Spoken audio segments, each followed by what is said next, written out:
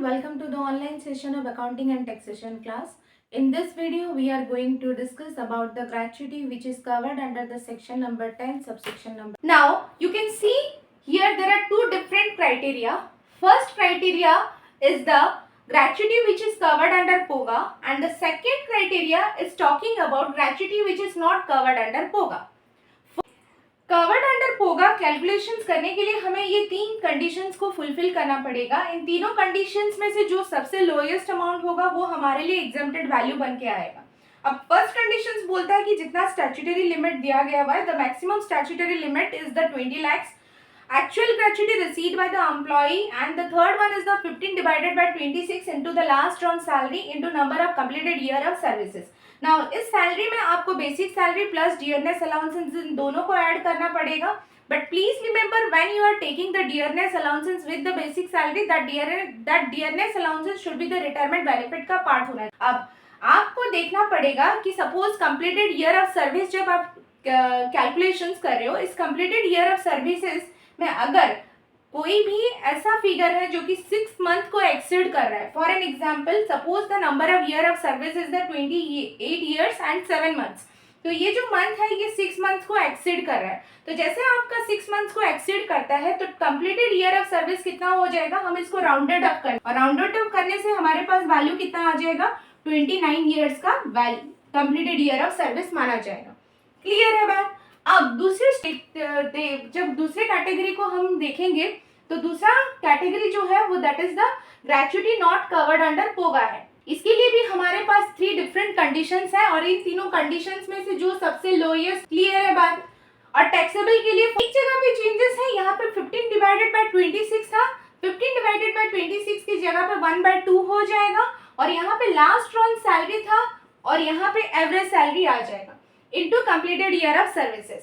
इस लास्ट जो इसमें जो एवरेज सैलरी है, इस एवरेज सैलरी आपका 10 मंथ ऑफ एवरेज सैलरी होगा जो कि immediately preceding month of the retirement होगा.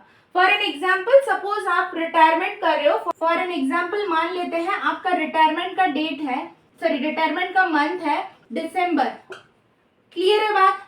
तो आप कब से कैलकुलेशंस करना स्टार्ट कर दोगे, बैकवर्ड 10 मंथ्स चलोगे. मतलब आपका होगा नवंबर, फिर आ जाएगा अक्टूबर, फिर सितंबर और फिर अगस्त, जुलाई, जून, मई, अप्रैल, मार्च, 1 2 3 4 5 6 7 8 9 एंड फिर last one is the Feb. अगर आपके रिटायरमेंट का मंथ है, suppose December is the last working month for you, then हम कैसे कैलकुलेशंस करेंगे कंप्लीटेड ईयर के लिए, सॉरी एवरेज सैलरी के लिए हम कैलकुलेशंस करेंगे उसके जस्ट 10 मंथ को, हम प्रीसीडिंग 10 मंथ्स को कैलकुलेशंस करेंगे. तो 10 मंथ्स में नवंबर, अक्टूबर, सितंबर, अगस्त, जुलाई, जून, मई, अप्रैल, मार्च और फेब फॉल करते हैं. तो अब इस हिसाब से हमें कैलकुलेशंस करना पड़ेगा. अब इम्पोर्टेंट बात यह है कि अगर आपका जो मंथ का कैलकुलेशंस है, सपोज आप जैसे कि यहाँ पे हम नंबर ऑफ ईयर के लिए कितना लिए थे, 28 years and 7 months लिए थे. अब इसमें क्या बोल रहा था, अगर आप 6 मंथ से एक्सीड कर जाते हो तो हमारे लिए कंप्लीटेड ईयर ऑफ सर्विसेज क्या हो जाएगा, हम वैल्यू को राउंडेड अप कर लेंगे.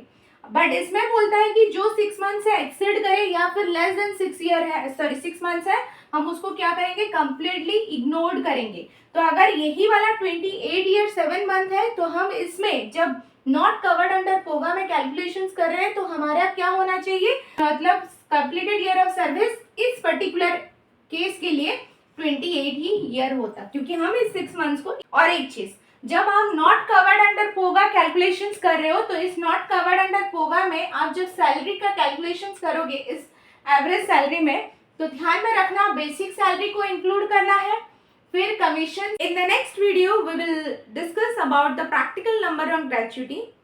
Thank you so much for watching this video. Please like and subscribe my channel.